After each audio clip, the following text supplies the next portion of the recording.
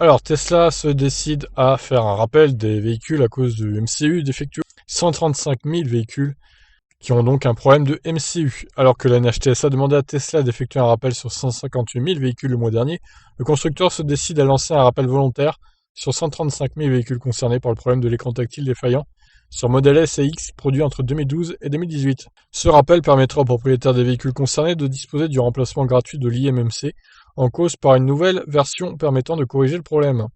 C'est après une enquête de la NHTSA qui a débuté l'année dernière que le constructeur américain se décide à prendre en charge le problème de MCU sur modèle S et X produit entre 2012 et 2018. Et mars 2018, attention c'est précis. Hein. Si vous êtes, si le véhicule est d'avril 2018, le rappel n'est pas concerné, ne vous concerne pas du coup. En cause, l'IMMC est la mémoire du MCU qui arrive à saturation et qui finit par ne plus répondre. Tesla a tenté d'esquiver le rappel en offrant une prolongation de garantie sur cet élément, mais la NHTSA a imposé au constructeur de lancer une campagne de rappel. Tesla a commencé à en informer ses clients par email sur le site électrique que le site électrique a pu se procurer.